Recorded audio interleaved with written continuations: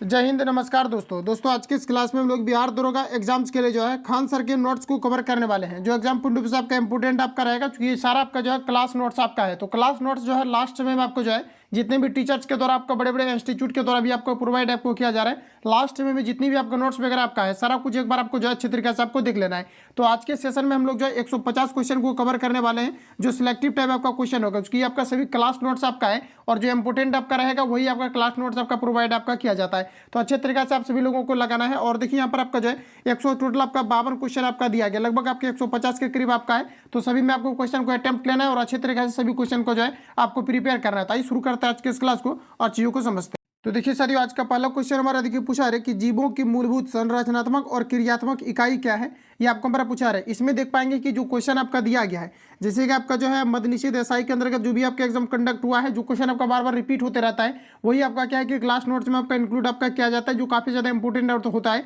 और ये कई तरीके से आपका सिलेक्ट करके आपका दिया जाता है, निचोड़ आप बोल सकते हैं इसको। तो आप इसलिए जो है आप सभी लोगों को अच्छे तरीके से इसको जो है प्रिपेयर कर लेना है। बाकी आप लोग जो क्वेश्चन को देखने के बाद खुद समझ जाएंगे। अगर देखिएगा पहला क्वेश्चन हमारा 1 नंबर में कहा जा रहा है कि जीवों की मूलभूत संरचनात्मक और क्रियात्मक इकाई क्या है, ये आपको हमारा बताना है। तो साथ ही इसे हम लोग कहते हैं कोशिका। ऑप्शन आपका एक करेक्ट हो जाएगा।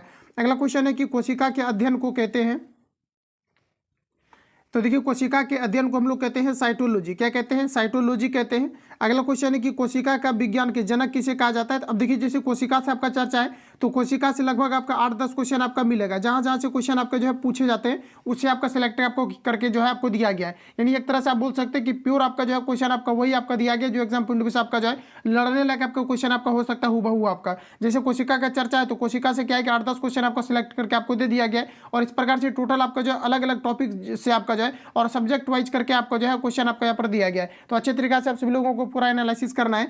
तो देखिएगा सेकंड क्वेश्चन में हमारा कहा जा रहा है कि कोशिका के अध्ययन को क्या कहा जाता है, तो इसे साइटोलॉजी कहा जाता है। अगला क्वेश्चन है कि कोशिका के जनक कहे जाते हैं, तो बताएंगे राइट आंसर आपका क्या हो जाएगा। कोशिका का जनक जो है ये आपको किसे कहे जाते हैं, तो साथ ही याद रखेंगे कोशिका का जनक जो कहा जाता है ये रॉबर्ट हुक को कहा जाता है।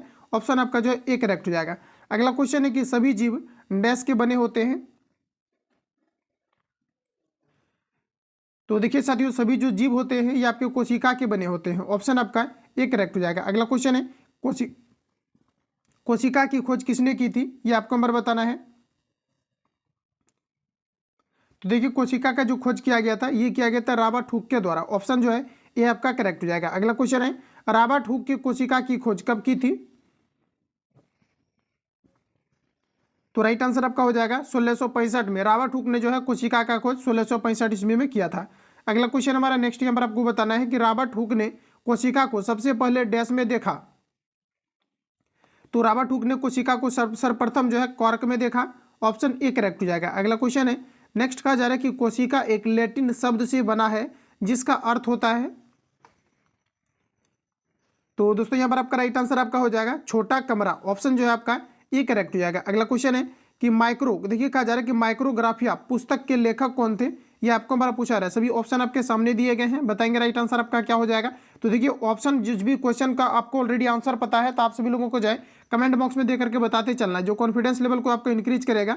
तो साथ ही यहाँ पर आपका जो राइट आंसर आपका होगा ये आपका हो जाएगा रॉबर्ट हुक। देखिए कहा जा रहा है प्रश्न में आपको कि माइक्रो जो है ग्राफिया पुस्तक के लेखक कौन है, तो आपका हो जाएगा रॉबर्ट हुक। ऑप्शन जो है ये करेक्ट हो जाएगा। अगला क्वेश्चन है एक जीवित कोशिका की खोज किसने की थी, तो साथ ही याद रखेंगे जीवित कोशिका का जो खोज किया गया था ये ल्यूमेन हॉक के द्वारा किया गया था। जबकि डायरेक्टली आपको पूछा जाता है कोशिका का खोज किनके द्वारा किया गया था, तो ये रॉबर्ट हुक के द्वारा आपका किया गया था। जबकि ऐसा पूछा जाएगा कि एक जीवित कोशिका की खोज किनके द्वारा किया गया था, तो ये जो आपका वे आपका जो है ल्यूमेन हॉक के द्वारा आपका किया गया था। ऑप्शन जो है आपका बी करेक्ट हो जाएगा। अगला क्वेश्चन है कहा जा रहा है कि कोशिका सिद्धांत किसने दिया है,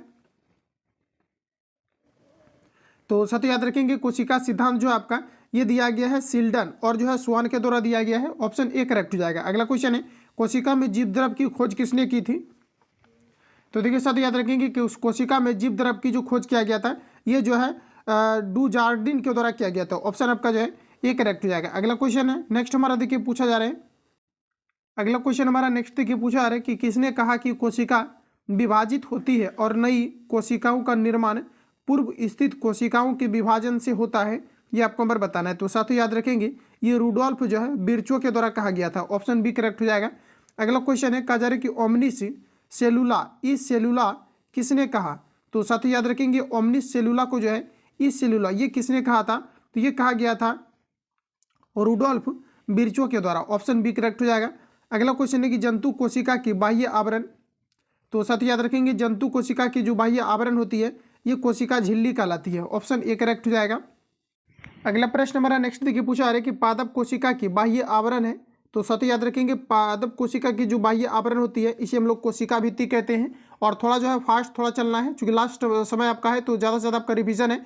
और साथ ही हम जो है लगभग 150 क्वेश्चन को कवर करने वाले हैं तो थोड़ा फास्ट चलेंगे। तो यहाँ पर आपका राइट आंसर हो जाएगा कोशिका भित्ति। अगला क्वेश्चन हमारा देखिए पूछा है कि डैश पादप कोशिका में होती है लेकिन जंतु कोशिका में नहीं होती। ये बिहार एसआई के अंतर्गत आपका रिपीटेड क्वेश्चन है आपका। ध्यान रखेंगे आप सभी लोग कि जो आपका कोशिका भित्ति होती है ये पादप कोशिका में होती है लेकिन जंतु कोशिका में नहीं होती है। ऑप्शन ए करेक्ट हो जाएगा। देखिए पादप कोशिका में जो है आपका ये जो कोशिका जो आपको भित्ति दिया गया इस प्रकार से पेड़ पौधे के बाहरी आवरण जो इस प्रकार से आपके होते हैं इसी को हम लोग कोशिका भित्ति कहते हैं। तो ये प्लांट सेल में आपके पाए जाते हैं। तो राइट आंसर यहाँ पर आपका जो है ए करेक्ट हो जाएगा। अगला प्रश्न हमारा नेक्स्ट पूछा जा रहा है कि जीव द्रव्य में सबसे अधिक पाया जाता है। तो दोस्तों ध्यान रखेंगे जीव द्रव्य में सबसे अधिक जो है जल पाया जाता है। ऑप्शन ए करेक्ट हो जाएगा। अगला प्रश्न साथियों पूछा जा रहा है कि प्रोकैरियोटिक कोशिका में उपस्थित होता है। तो देखिए प्रोकैरियोटिक कोशिका की अगर हम लोग बात करें तो इसमें आपका जो है राइबोसोम उपस्थित होता है। ऑप्शन बी करेक्ट हो जाएगा। अगला प्रश्न हमारा नेक्स्ट यहाँ पर आपको पूछा रहा है कि सभी प्रोकैरियोटिक कोशिका में कोशिका भित्ति पाई जाती है डैश को छोड़कर। तो देखिए यहाँ पर आपका राइट आंसर हो जाएगा माइकोप्लाज्मा। साथियों याद रखेंगे कि सभी प्रोकैरियोटिक कोशिका में कोशिका भित्ति पाई जाती है लेकिन जो है माइकोप्लाज्मा को छोड़ करके। ऑप्शन बी सी करेक्ट हो जाएगा। अगला क्वेश्चन है कि निम्न में से किसमें अनुवांशिक पदार्थ नग्न है ये आपको नंबर बताना है। तो साथियों यहाँ पर आपका जो करेक्ट आंसर आपका होगा ऑप्शन आपका जो है सी आपका करेक्ट हो जाएगा जीवाणु कोशिका। देखिए कहा जा रहा है कि निम्न में से किसमें अनुवांशिक पदार्थ जो है नग्न होता है तो ये आपको हो जाएगा जीवाणु कोशिका। अगला क्वेश्चन है कि निम्न में से कौन प्रोकैरियोटिक कोशिका का उदाहरण नहीं है। तो साथियों अगर प्रोकैरियोटिक कोशिका की अगर हम लोग बात करें तो ऑप्शन जो है आपका डी हो जाएगा। ये जो है आपका अमीबा ये प्रोकैरियोटिक कोशिका का उदाहरण नहीं है। ऑप्शन डी करेक्ट हो जाएगा। आगे बढ़ते हैं। अगला क्वेश्चन हमारा नेक्स्ट पूछा जा रहा है कहा जा रहा है कि यूकैरियोटिक कोशिकाएं पाई जाती है। तो देखिए साथियों याद रखेंगे यूकैरियोटिक जो कोशिका होता है ये आपका प्रोटिस्ट में भी पाया जाता है, पादप में भी पाए जाते हैं और जंतु कोशिकाओं में भी आपके पाए जाते थे। इनमें से आपका सभी हो जाएगा। ऑल ऑफ दीज आपका यहाँ पर राइट आंसर आपका हो जाएगा। तो ध्यान रखेंगे आप सभी लोग कि जो यूकैरियोटिक कोशिकाएं होता है इनमें से आपके सभी में जो है पाए जाते हैं। अगला क्वेश्चन है कि डैश केवल पादप कोशिका में ही पाए जाते हैं जंतु कोशिका में नहीं। तो देखिए दोस्तों ध्यान रखेंगे आप सभी लोग कि जो आपका कोशिका भित्ति होता है ये आपके कोशिका जो है ये पादप कोशिका में पाया जाता है, प्लांट में पाए जाते हैं। और आपका प्लास्टिड भी आपके जो है प्लांट में आपके पाए जाते हैं। हरित लवक भी जो होते हैं प्लांट में पाए जाते हैं। इसके अलावा अगर देखा जाए तो इनमें से आपका सभी हो जाए। तो देखिए सर यहाँ पर आपका जो राइट आंसर आपका हो जाएगा ऑप्शन आपका डी करेक्ट हो जाएगा। देखिए क्वेश्चन में आपको कहा जा रहा था कि डैश केवल पादप कोशिका में ही पाए जाते हैं। तो आपके कोशिका भित्ति, प्लास्टिड और हरित लवक ये सभी आपके जो है कोशिका पादप कोशिका में पाए जाते हैं। अगला क्वेश्चन है कि जंतु कोशिका में अनुपस्थित होता है। तो जंतु कोशिका में जो आपका होता है ये प्लास्टिड आपके नहीं पाए जाते क्योंकि प्लास्टिड जो आपके होते हैं ये अभी तुरंत आपका रिवील हो चुका है कि ये जो है आपके पादप में आपके पाए जाते हैं। तो यहाँ पर कहा जा रहा है कि जंतु कोशिका में अनुपस्थित होता है तो प्लास्टिड हो जाएगा। अगला क्वेश्चन है कि कोशिका भित्ति अनुपस्थित होता है। तो दोस्तों ध्यान रखेंगे कोशिका जो आपके भित्ति होते हैं ये कोशिका भित्ति जो है ये पादप सेल में आपके पाए जाते हैं। तो यहाँ पर आपका राइट आंसर जो हो जाएगा ऑप्शन आपका जो है डी करेक्ट हो जाएगा। जंतु में जो है आपके नहीं पाए जाते। इस प्रकार से क्वेश्चन को रिवील करेंगे, पकड़ भी आपका बन जाएगा। अगर बेहतर तैयारी नहीं भी है तो भी आपका। अगला क्वेश्चन हमारा कहा जा रहा है कि कोशिका भित्ति को सबसे पहले किसने देखा। तो रॉबर्ट हुक ने जो है कोशिका भित्ति को सर्वप्रथम देखा। अगला क्वेश्चन है कि कोशिकाओं की कहा जा रहा है कि शैवालों की कोशिका भित्ति मुख्य रूप से डैश से बनी होती है। तो दोस्तों ध्यान रखेंगे ये आपका जो मुख्य रूप से आपका सेलुलोज से बना होता है। ऑप्शन ए करेक्ट हो जाएगा। अगला क्वेश्चन हमारा नेक्स्ट में पूछा रहा है कि पादप के कोशिका भित्ति में पाई जाती है। तो पादप कोशिका भित्ति में जो है इसमें आपका सेलुलोज भी पाए जाते हैं। इसके अलावा आपका जो है आपका जो है हेमी सेल्यूलोज भी आपके पाए जाते हैं, पेप्टिन भी आपके पाए जाते हैं, पैक्टिन। इनमें से आपका सभी हो जाएगा। राइट आंसर आपका डी हो जाएगा। अगला क्वेश्चन हमारा पूछा रहा है कि कोशिका भित्ति में उपस्थित पदार्थ और उसके कार्य के संदर्भ में गलत यहाँ पर आपको चुनना है। कौन सा आपका गलत दिया गया है। तो यहाँ पर आपको सभी ऑप्शन आपको दिए गए हैं। अब बताएंगे आप लोग राइट आंसर आपका यहाँ पर क्या हो जाएगा। तो देखिए हमें क्या छांटना आता है। तो यहाँ पर आपको देखिए कहा जा रहा है कि कोशिका भित्ति में उपस्थित पदार्थ और उसके कार्य के संदर्भ में कौन सा गलत दिया गया है, गलत को आपको छांटना है। तो यहाँ पर आपको देखिए लिग्निन आपको दिया गया, तो ये मजबूती देखिए फ्रेंड्स अगर देखा जाए तो लिग्निन जो होता है ये पौधे को दृढ़ता जो है ये मजबूती प्रदान आपका नहीं करता है, ये आपका यहाँ पर गलत हो जाएगा। बाकी अगर ऑल ओवर अगर हम बात करें तो इनमें से आपका सभी जो है आपका गलत आपको दिया गया, ऑप्शन आपका डी करेक्ट हो जाएगा। ध्यान रखेंगे जैसे कि जल की संवहन की बात करें तो जल संवहन जो होता है ये जाइलम के द्वारा आपका होता है, लेकिन यहाँ पर आप लोग देख पाएंगे कि दिया गया है यहाँ पर आपका सुबेरिन आपको दिया गया है। इस प्रकार से ऑल ऑफ दीज आपका यहाँ पर हो जाएगा, सभी ऑप्शन आपके जो है गलत दिए गए। अगला क्वेश्चन है कि कोशिका झिल्ली मुख्यतः बनी होती है, तो दोस्तों ध्यान रखेंगे कोशिका झिल्ली जो आपका होता है ये किसका बना होता है, तो ये आपका जो है प्रोटीन और लिपिड का बना होता है, ऑप्शन ए करेक्ट हो जाएगा। अगला क्वेश्चन है नेक्स्ट हमारा पूछा है कि निम्न में से कौन सा वो कहा जा रहा है कि वर्णात्मक परागैमी झिल्ली है, ये आपको हमारे बताना है, तो ये आपका यहाँ पर हो जाएगा कोशिका झिल्ली, ऑप्शन ए करेक्ट हो जाएगा। अगला क्वेश्चन है कि डैश प्रक्रिया द्वारा पदार्थ कोशिका झिल्ली के आर पर आते जाते हैं। दोस्तों आपको याद रखना है कि ये आपका यहाँ पर हो जाएगा विसरण, और इसी को हम लोग जो है परासरण क्रिया भी कहते हैं। ऑस्मोसिस अगर आपने साइंस में अच्छे तरीके से पढ़ा होगा, केमिस्ट्री में भी आपको पढ़ाए जाएंगे, ये केमिस्ट्री का ही आपका टॉपिक हो जाता है, लेकिन ये आपका बायोलॉजी जो आपका बायो से भी आपका रिलेट करता है। तो यहाँ पर आपका जो राइट आंसर आपका हो जाएगा उपर्युक्त में से आपका दोनों करेक्ट आंसर हो जाएगा। अगला क्वेश्चन है कहा जा रहा है कि जल के अणु की गति जब वर्णात्मक परागैमी झिल्ली से हो तो उसे क्या कहेंगे, तो साथ ही याद रखेंगे इसे हम लोग कहते हैं परासरण, ऑप्शन बी करेक्ट हो जाएगा। अगला क्वेश्चन है कि प्लाज्मा झिल्ली की रचना को केवल डैश से ही देख सकते हैं, तो देखिए यहाँ पर आपका राइट आंसर जो हो जाएगा ये इलेक्ट्रॉन सूक्ष्मदर्शी से जो है इसे देखा जा सकता है, ऑप्शन डी करेक्ट हो जाएगा। अगला क्वेश्चन है नेक्स्ट प्रश्न है कि जीव द्रव्य किसका सम्मिलित रूप है, ये आपको नंबर बताना है। तो देखिए जीव द्रव्य जो आपका होता है ये कोशिका द्रव और केंद्रक का जो है सम्मिलित रूप को हम लोग क्या कहते हैं, तो इसे जीव द्रव्य कहते हैं, ऑप्शन सी करेक्ट हो जाएगा। अगला क्वेश्चन है कि माइटोकॉन्ड्रिया की खोज किसने की थी, ये आपको यहाँ पर पूछा है, बताएंगे आप सभी लोग राइट आंसर यहाँ पर आपका क्या होगा। तो साथियों याद रखेंगे आप सभी लोग कि जो आपका माइटोकॉन्ड्रिया की जो आपका खोज किया गया था ये किया गया था जो है कोलिकर के द्वारा किया गया था, ऑप्शन ए करेक्ट हो जाएगा, जिसे कोशिका का पावर हाउस भी कहा जाता है। अगला क्वेश्चन हमारा कि माइटोकॉन्ड्रिया का नाम किसने दिया, ये आपको नंबर बताना है, तो माइटोकॉन्ड्रिया का नाम जो है बेंडा ने दिया, ऑप्शन बी करेक्ट हो जाएगा। अगला क्वेश्चन है कि क्रेब्स चक्र की घटनाएं कहाँ पर होती है, ये आपको नंबर पूछा रहा है, ये बिहार एसआई के अंतर्गत आपका 2 बार आपका रिपीटेड क्वेश्चन है आपका, ध्यान रखेंगे साथियों आप लोग। राइट आंसर जो हो जाएगा आपका ये माइटोकॉन्ड्रिया हो जाएगा, ऑप्शन डी करेक्ट हो जाएगा। अगला प्रश्न हमारा नेक्स्ट में कहा जा रहा है कि निम्न अभिक्रिया डैश में होती है, देखिए यहाँ पर आपको दिया गया है पायरुविक से आपका जल प्लस कार्बन डाइऑक्साइड और ऊर्जा जो है ये आपका विमोचित होता है, ये बताना है कि ये कहाँ पर ऐसी जो है घटनाएं आपका संपन्न होती है, तो ये आपका जो है माइटोकॉन्ड्रिया में, ऑप्शन आपका जो है सी करेक्ट हो जाएगा, जिसमें कि ऊर्जा जो है 38 ATP के रूप में आपका जो है निष्कासित होता है। अगला क्वेश्चन हमारा नेक्स्ट यहाँ पर आपको देखिए पूछा जा रहा है कोशिका का शक्तिगिरी किसे कहा जाता है, तो ये माइटोकॉन्ड्रिया को कहा जाता है। अगला क्वेश्चन है कि निम्न में से किसमें कोशिका को घुला देने या नष्ट कर देने की क्षमता होती है, ये आपको नंबर बताना है, इंपॉर्टेंट क्वेश्चन है। और साथ ही याद रखेंगे आप सभी लोग ये जो आपका होता है ये आपका होता है लाइसोसोम, ऑप्शन जो है सी करेक्ट हो जाएगा, जिसे आत्महत्या की जो है थैली भी कहा जाता है। अगला क्वेश्चन है साथियों पूछा है कि लाइसोसोम की खोज किसने की थी, ये आपको नंबर बताना है। तो देखिए लाइसोसोम का जो खोज किया गया था ये डी डुबे के द्वारा किया गया था, ऑप्शन आपका जो है सी करेक्ट हो जाएगा। अगला क्वेश्चन है कि लाइसोसोम को डैश भी कहा जाता है, तो देखिए दोस्तों लाइसोसोम को जो है पाचक थैली और जो है आत्महत्या की थैली कहा जाता है, ऑप्शन आपका डी करेक्ट हो जाएगा। अगला क्वेश्चन हमारा नेक्स्ट देखिए पूछा रहे कि निम्न में कौन जो है रंगहीन लवक है, ये आपको नंबर बताना है। तो साथ ही याद रखेंगे रंगहीन लवक कौन सा है, तो ये आपका हो जाएगा ल्यूकोप्लास्ट, ऑप्शन आपका ए करेक्ट हो जाएगा। अगला क्वेश्चन है कि जिस क्रोमोप्लास्ट में क्लोरोफिल वर्णक होता है उसे डैश कहते हैं,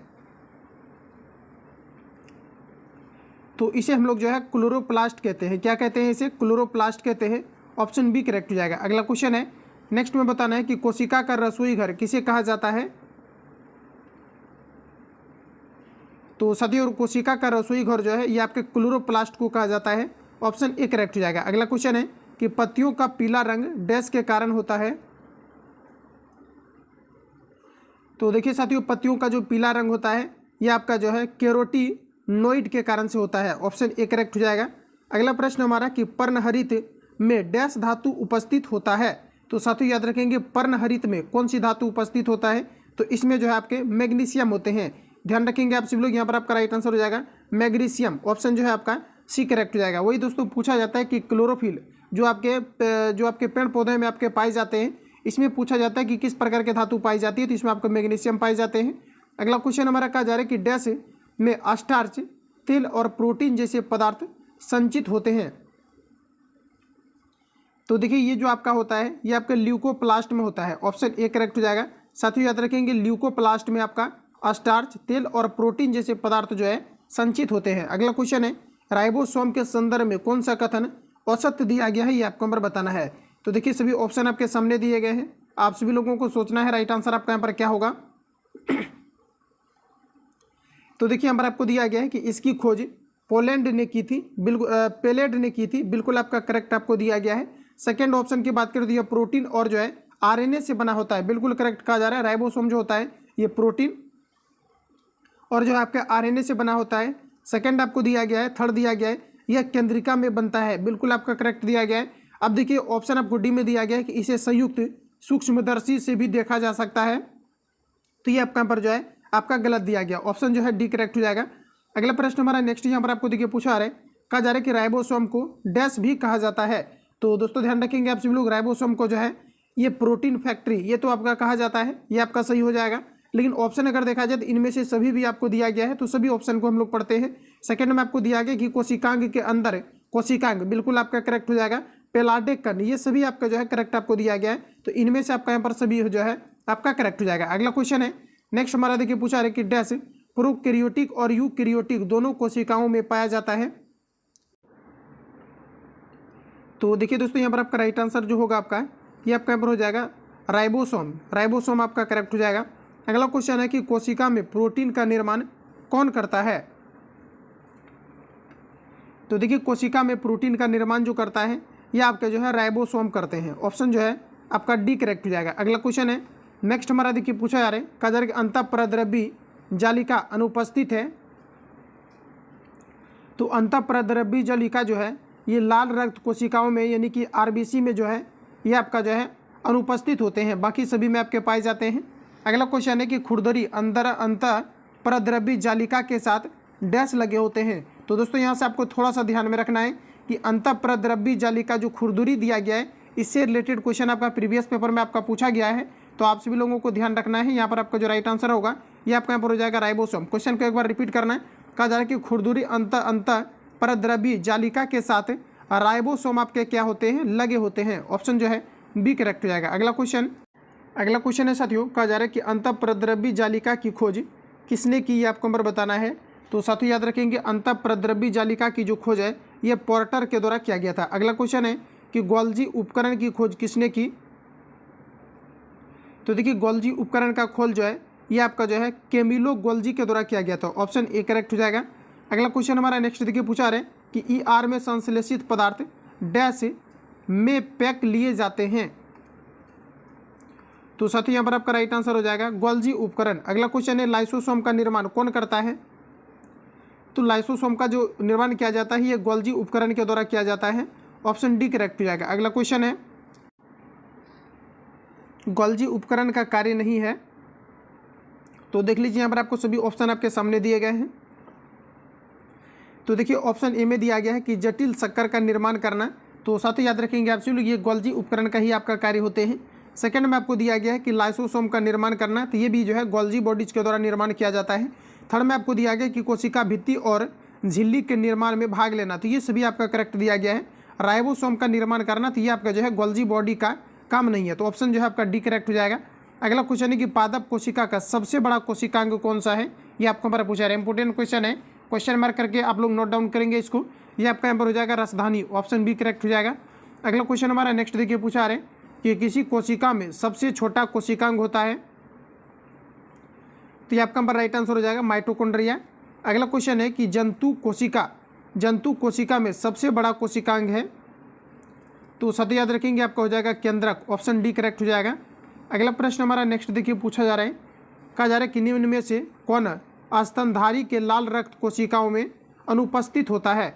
तो दोस्तों ध्यान रखेंगे आपका हो जाएगा लाइसोसोम, गोल्जी आपका उपकरण और साथ ही माइटोकॉन्ड्रिया, ये सभी आपके जो है अनुपस्थित होते हैं। किसमें अनुपस्थित होते हैं, तो ध्यान रखेंगे स्तनधारी के लाल रक्त कोशिका में। ऑप्शन जो है डी करेक्ट हो जाएगा। अगला क्वेश्चन है, कहा जा रहा है कि निम्न में कौन पादपों में गोल्जी उपकरण है, ये आपको नंबर बताना है।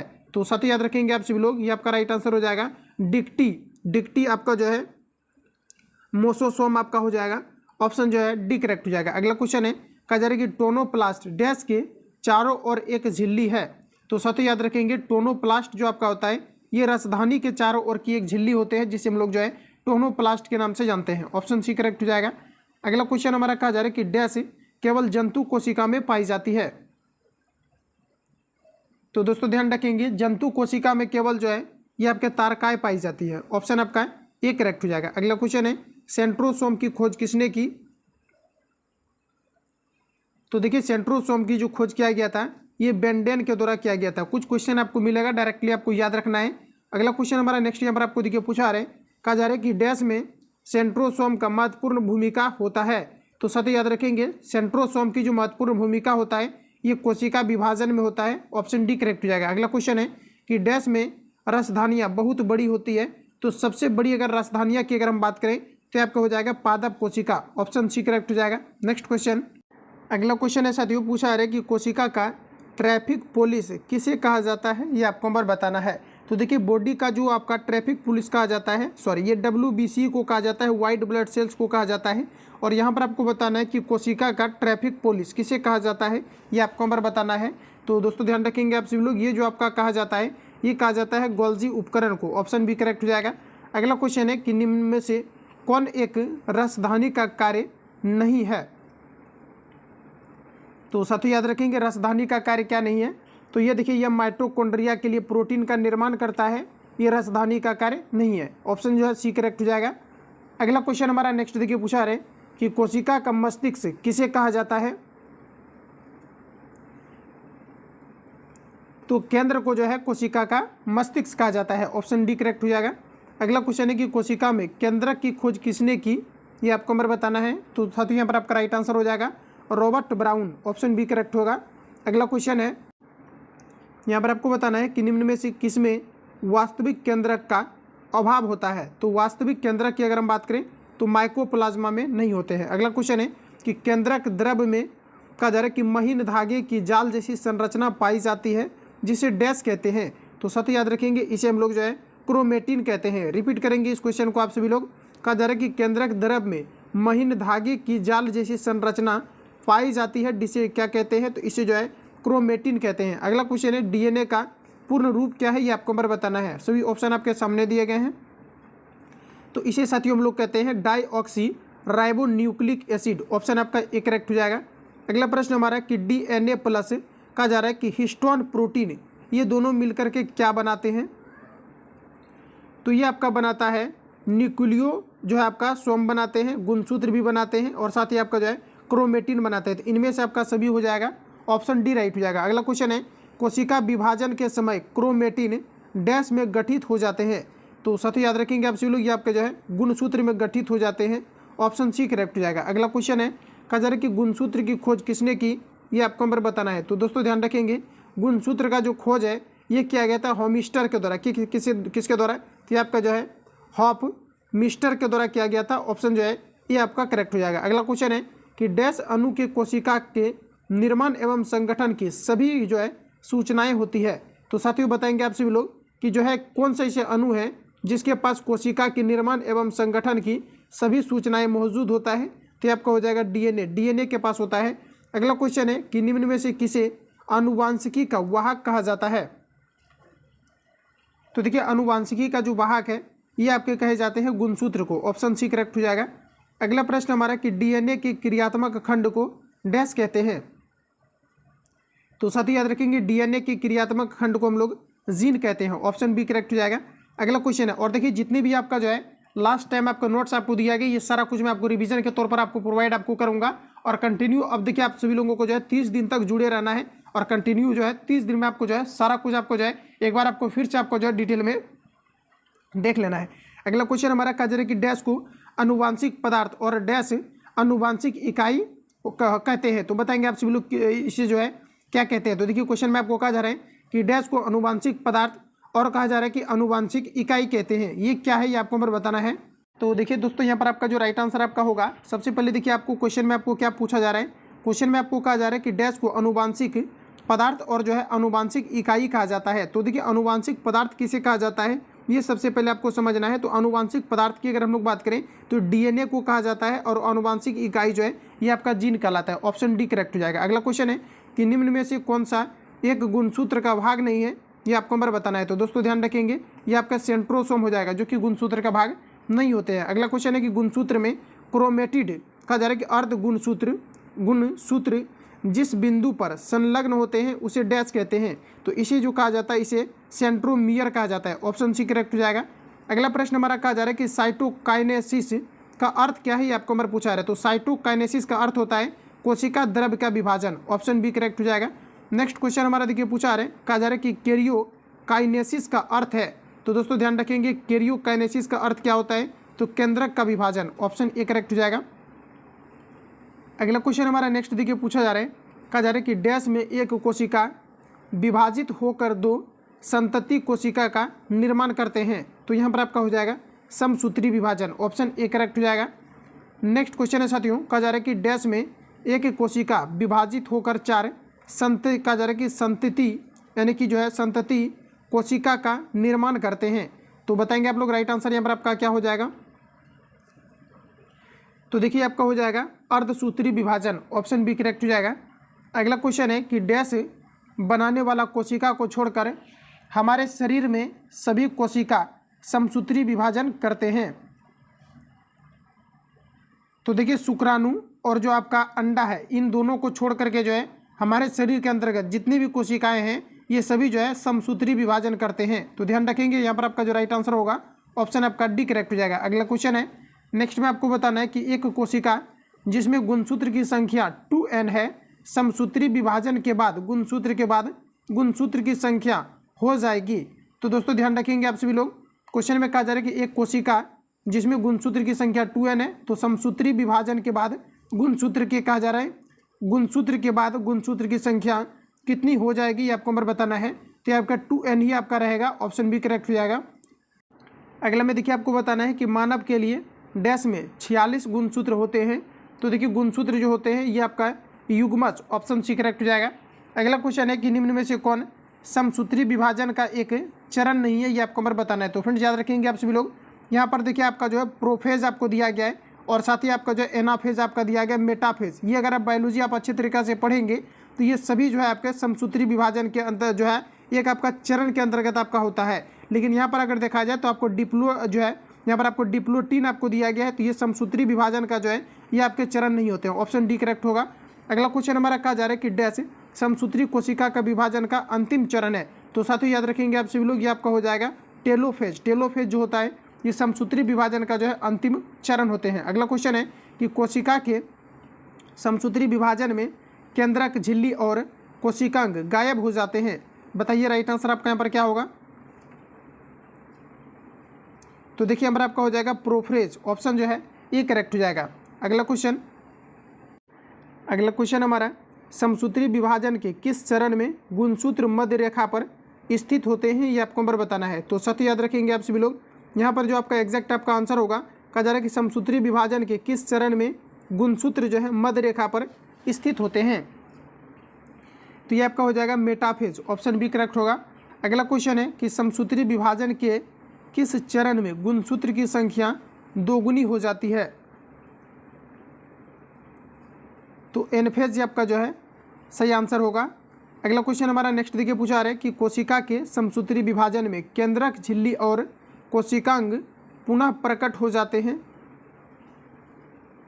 तो यहाँ पर आपका सही आंसर होगा, ये आपका जो है टेलोफेज में हो जाते हैं। ऑप्शन डी करेक्ट हो जाएगा।